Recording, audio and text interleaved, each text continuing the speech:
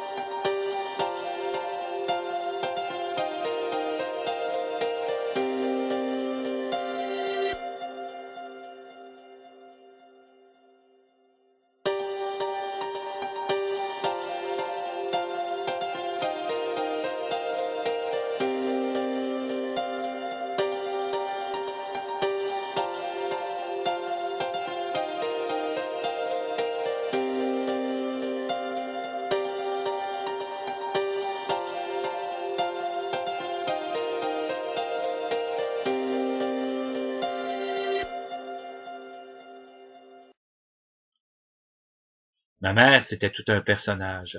Je la compare un petit peu à un oiseau. Elle me fait penser au moineau avec le plumage brun. C'était une maman moineau qui venait elle-même d'une portée de 12 moineaux de l'est de Montréal et qui avait eu une portée de 5 moineaux, dont un petit bébé fille qu'elle a perdu lors d'une fausse couche qui se serait appelée Monique, et on aurait été 6 enfants à ce moment-là. Ce que je me rappelle de ma mère, je l'ai écrit ce matin, et je vais vous donner ça en vrac. Mais c'est plein de choses, évidemment. Une mère, c'est important dans une vie. Alors, je me souviens que c'était une mère tricoteuse. Elle tricotait. Elle tricotait au crochet, elle tricotait à l'aiguille. Alors, elle a fait des ensembles pour bébés, pour tous les enfants, les 5 enfants. Donc, pour mon fils Antoine, pour ma fille Jacinthe, les petits-fils, les petites filles de tous les enfants de la famille.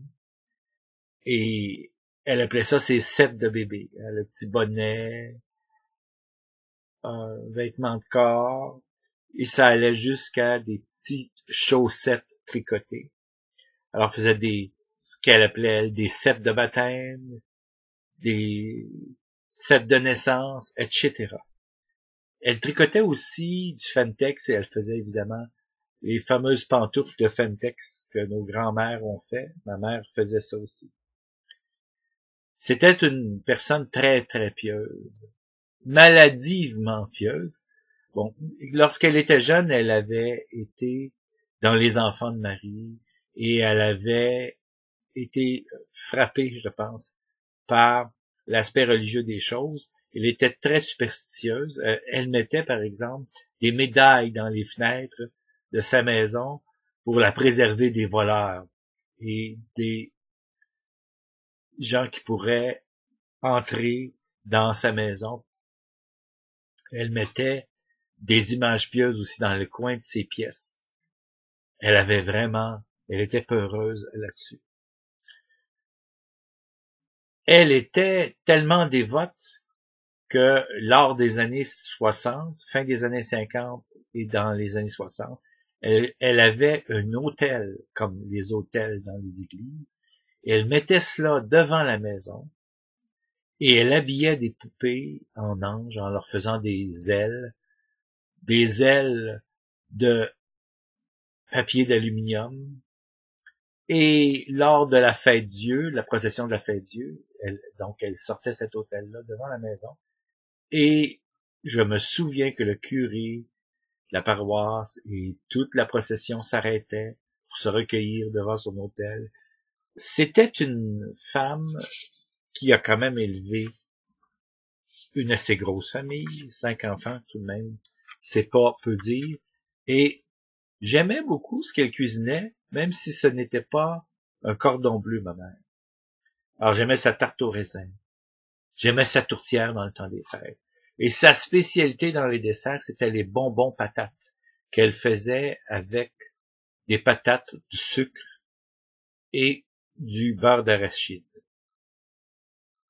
J'aimais sa dinde, J'aimais ces petits gâteaux ronds qu'on appelle les pêtes de sœur. Elle faisait du ketchup, donc des marinades, lors de l'avenue de l'automne, avec des tomates rouges ou des tomates vertes. Alors, elle faisait du ketchup rouge, du ketchup vert. Elle faisait de la relish. Dans les desserts, elle faisait une mousse aux bananes qu'elle aimait beaucoup. Beaucoup plus que nous, d'ailleurs. Mais quand même, c'était pas mauvais, sa mousse aux bananes. Ensuite, elle a fait de nombreuses soupes, style minestrone, soupe aux choux, soupe aux légumes. Ces soupes étaient délicieuses. Elle faisait de la tarte aux pommes qui était merveilleuse, de la compote de pommes. Elle aimait le thé et on a bu le thé. Il faut dire que sa grand-mère était une Bennett, était une Irlandaise. Et une caractéristique chez ma mère, c'était le gâteau de la Saint-Patrick, qui était un gâteau au glaçage vert. Elle décorait les fenêtres avec des trèfles qu'elle découpait dans du papier vert. Et donc, même si elle n'a jamais vraiment parlé anglais, je pense qu'elle disait milk et puis butter. Je pense que c'est tout ce qu'elle savait en anglais. On a toujours célébré la Saint-Patrick chez nous, probablement des reliquats de la grand-mère irlandaise. Elle aimait les oiseaux et elle lançait des miettes de pain aux oiseaux. Alors, on avait toujours une tralée de moineaux dans la cour qui venaient chanter et j'adorais ça. J'adorais ce côté-là d'elle. Elle était très peureuse quand elle était jeune et elle avait particulièrement peur des chiens. Et avec ses 5 enfants, elle a vaincu sa peur des chiens, ce qui fait qu'on a eu des chiens tout le temps, tout le temps, tout le temps. Et pas des petits chiens, des gros chiens, des gros gabarits, collés, caissants, enfin, un paquet de chiens qui étaient d'un bon gabarit. Elle avait un côté excentrique. Par exemple, quand mon frère et ma sœur étaient jeunes, à la Première Avenue, elle demeurait à Montréal, donc Première Avenue, Ville-Saint-Michel. Elle demeurait au 2e étage d'une maison qu'avait construite mon grand-père. Et elle avait eu l'idée saugrenue de faire un carré de sable dans sa cuisine. Alors les enfants jouaient dans le sable dans la cuisine. Elle était quand même atypique là-dessus. Elle jouait du piano. C'était donc une amatrice de musique. Mon père aussi, d'ailleurs, lui, c'était un violonneux. Elle aimait beaucoup la chanson française de son époque, les cahiers de la bonne chanson, qu'elle et ses sœurs chantaient à l'unisson quand un jeune vicaire allait visiter leur maison, qui était l'abbé Gabriel Miller, avec lequel elle a été amie toute sa vie. Alors, elle chantait « La vieille église du village semble n'avoir plus aucun âge, ses pierres grises, ses vitraux brisés. » Enfin, elle chantait aussi plusieurs chansons, mais je me souviens d'une qui était « Laissez-moi rien qu'un soir mon beau rêve, quand on vit d'un espoir, l'heure est brève. » Alors, c'était une joueuse d'orgue aussi. Elle jouait de l'orgue du type orgue Hammond. Et elle jouait bien. Elle jouait un paquet de succès de sa jeunesse. C'était une émotive, ma mère. Alors, je l'ai vue souvent pleurer en entendant des chansons de Tino Rossi, Paul Brunel, Roland Lebrun, le soldat Lebrun.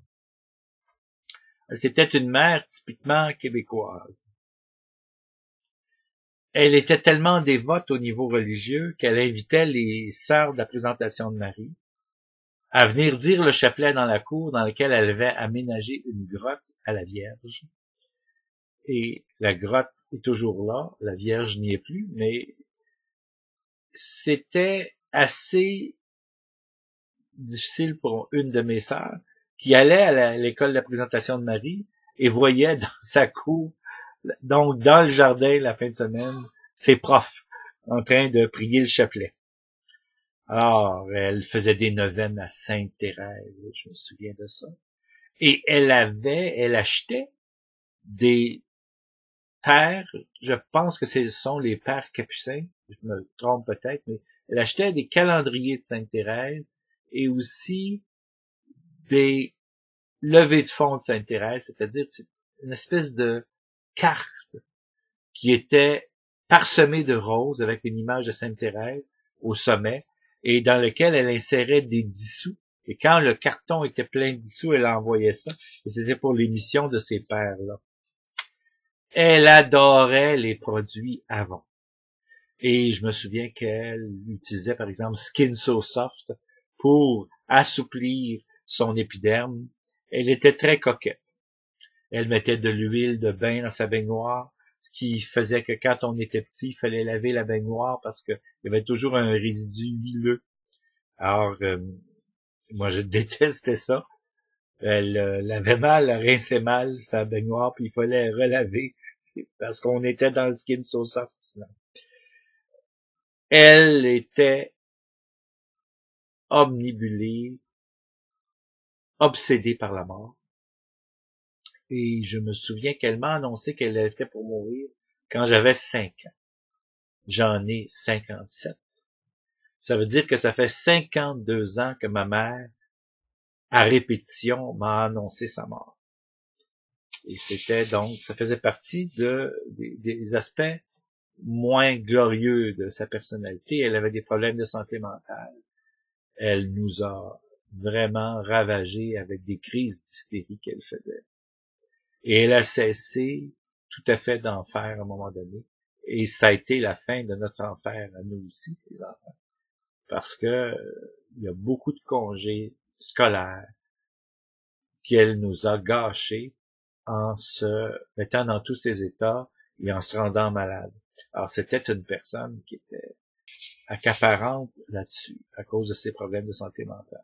Dans ses problèmes de santé mentale, elle avait l'impression aussi de parler avec les morts, d'avoir des avertissements que les morts viendraient. Et c'était très morbide, très morbide, très morbide. Et quand on associe aussi ça avec son deuil de sa fausse couche, sa petite Monique qui n'a jamais survécu, c'était assez difficile à endurer. Ça faisait partie des aspects de sa personnalité.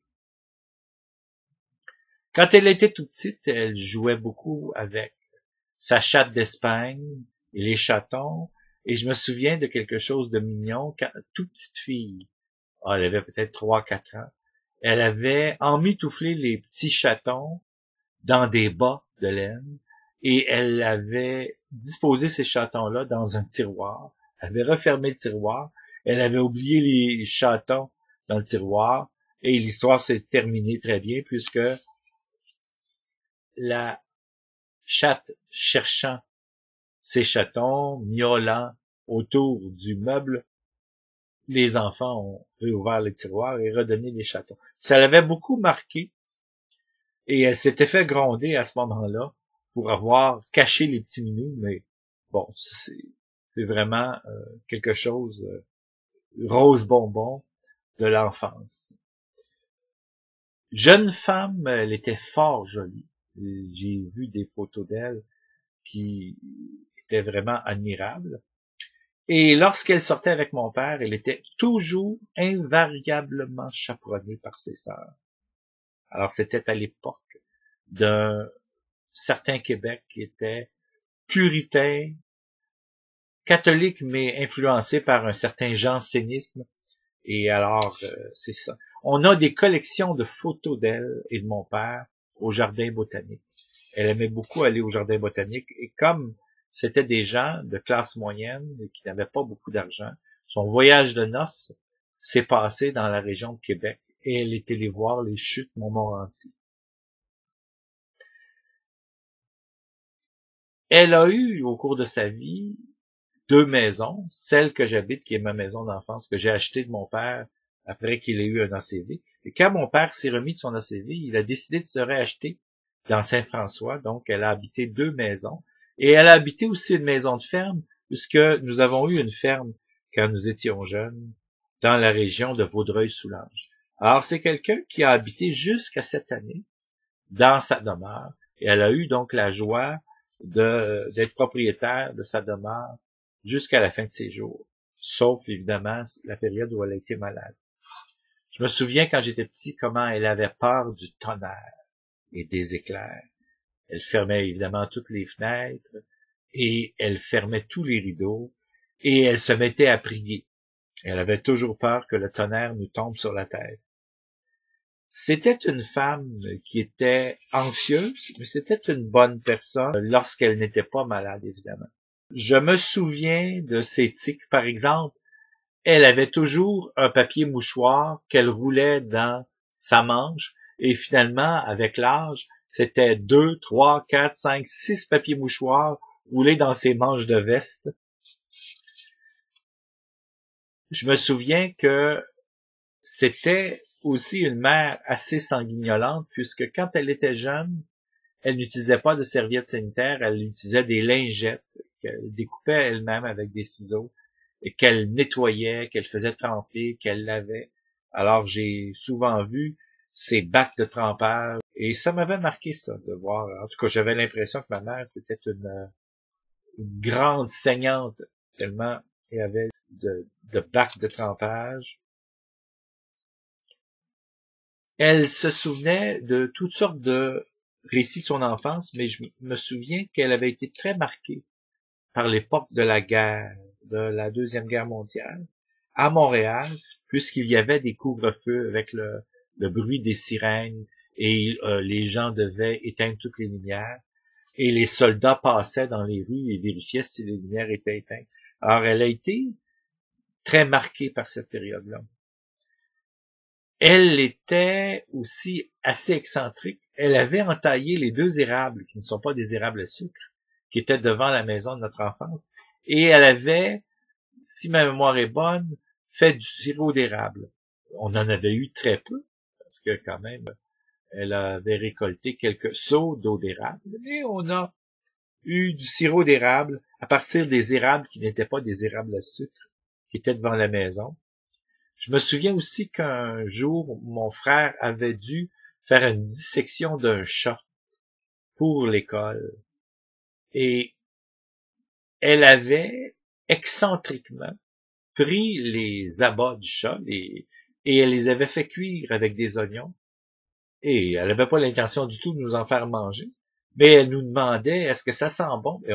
Et c'est après qu'on a su que c'était des chats. Alors, évidemment, on n'y a pas goûté, elle n'aurait pas osé de le faire, mais c'est très excentrique de faire cuire les morceaux de chat qui n'avaient pas été utilisés pour la dissection. Enfin, elle avait un côté tout à fait excentrique. Elle faisait venir beaucoup de choses chez Sears Canada, chez Eaton, chez Simpson. Et je me souviens des housses, des recouvrements de fauteuils qu'elle faisait venir chez Sears. C'était une négociante née. Alors, tous les jours, le boulanger Rondeau arrivait devant la maison. Et je me souviens comment elle négociait son achat de pain, de gâteaux, de douceur du boulanger quotidiennement. Elle était aussi, face à ses enfants, menteuse, parce qu'on s'ennuyait, et lorsqu'on s'ennuyait, elle nous faisait croire que ma tante Tinasse et ses 5 enfants s'en venaient nous visiter. Alors, ça a duré un bon bout de temps, ça. Du temps de Noël, elle décorait beaucoup la maison. Toujours le sapin traditionnel québécois, la crèche. Et elle nous faisait chanter devant la fenêtre du salon pendant que mon père contournait la maison et arrivait à l'avant de la maison. Donc, on finissait par voir le Père Noël qui sonnait à la maison et qui agitait des cloches. Je me souviens très bien de ça. Et on adorait ça. Et qu'on croyait au Père Noël. Alors, c'était une personne, comme je vous ai dit, qui était très superstitieuse et qui croyait au revenant et au mort. Et dans ce sens-là, elle nous a fait beaucoup peur parce qu'elle y croyait dur comme fer. Pour compenser les périodes où elle a eu des problèmes de santé mentale, je pense qu'elle a essayé toute sa fin de vie de reprendre ses manquements de mère à coup de je t'aime. Alors, je ne sais pas combien de fois elle m'a dit qu'elle me trouvait beau, qu'elle me trouvait fin, qu'elle m'aimait. Et je pense que ça faisait partie d'un processus chez elle d'essayer de limiter les dégâts qu'elle avait causés dans notre enfance. Et ils étaient nombreux parce qu'elle a fait des tentatives de suicide en prenant des pilules. Elle faisait des désertions. Elle disait, ah là, je vous laisse, votre père et vous, les enfants. Et là, il fallait la supplier dans la rue pour qu'elle revienne. Alors, on a eu beaucoup de crainte autour de cette personne-là. Elle était quand même fort attentionnée. Je me souviens qu'à l'école, je faisais de la dyslexie. Et lorsque je faisais mes devoirs d'écriture, elle me tenait la main pour m'apprendre à bien former les lettres. Et ça a eu un effet, c'est que ça m'a aidé face à ma dyslexie, si bien que mon écriture est devenue agréable à voir. Ma mère, c'était un immense personnage dans la famille, en positif comme en négatif. Elle est décédée ce matin, et ce que j'en retiens, c'est que c'était une bonne personne, qui, malgré ses problèmes de santé mentale, a fait, en tant que mère de famille, le plus qu'elle pouvait avec ce qu'elle avait. Je l'aime beaucoup, c'est ma mère. J'ai beaucoup de peine qu'elle soit décédée ce matin. Maintenant, c'était impossible de continuer à vivre dans le corps qu'elle avait. Elle était brisée, broyée. C'était vraiment le corps d'une mère en fin de vie. Je pense qu'à travers ma mère, je perçois pas mal des traits de plusieurs femmes au Québec, de sa génération à elle, pieuses, croyantes, parfois à l'excès, qui voulait le mieux pour ses enfants, qui nous a trop empêchés, évidemment, de sortir de la maison et d'aller voir nos amis, mais qui avait une peur bleue qu'il nous arrive quelque chose, qu'on se brise un os comme ça. Alors, le bilan, quand même, reste que c'était tout un personnage. Et que ma mère, c'est ma mère. Nos mères, on les aime. On n'a pas les mères qu'on veut. On a les mères qu'on peut avoir selon les circonstances. Et nous-mêmes ne sommes pas des super-héros en tant que citoyens et citoyennes. Alors, on a des gens qui sont imparfaits. La vie est imparfaite. Et nos mères, nos pères sont imparfaits. Ils ont des défauts et des qualités. Mais ce que je retiens à son décès, c'est surtout les qualités. C'est surtout ce qui m'a fait rêver chez elle. Son grand amour pour la musique. Elle était très recevante, comme on dit au Québec. Elle aimait recevoir les gens. Elle aimait rire. Elle était enjouée. Elle adorait la musique. Elle était rêveuse. J'aime ce personnage qu'elle a été. Une mère moineau avec 5 enfants moineaux. Donc une portée, une tralée, et elle faisait assez bien. On a eu plusieurs difficultés financières et elle s'en est toujours sortie parce qu'elle était, somme toute, assez économe, puisqu'elle a eu 2 propriétés, une ferme, et finalement, on s'en est pas mal sorti. Les 5 enfants sont de bonnes personnes, et elle peut partir en paix en se disant que malgré toutes ces difficultés, malgré ses problèmes de santé mentale, à certains moments dans sa vie, elle a été quand même une bonne mère. Je me souviens qu'elle s'est épanouie à partir du moment où elle est allée travailler à l'extérieur. Elle est allée travailler à la Tour Jean Talon, elle est devenue vendeuse. Elle adorait ses contacts avec le public, avec sa clientèle, avec les gens des équipes de vendeurs avec lesquels elle travaillait en boutique. Ça a été sa meilleure époque.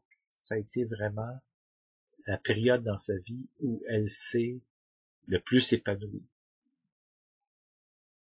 Et je garde d'elle de bons souvenirs à ce niveau-là. Donc ça s'est amélioré beaucoup par la suite. Alors, avec elle, avec son départ, C'est le personnage énorme qu'elle était. C'était une mère incommensurable. Et voilà, cette mère-là est partie comme un petit moineau. Elle s'est endormie avec la morphine et voilà, elle fait partie maintenant du passé et de l'éternité. C'était Pierre Castonguay qui parlait de sa mère.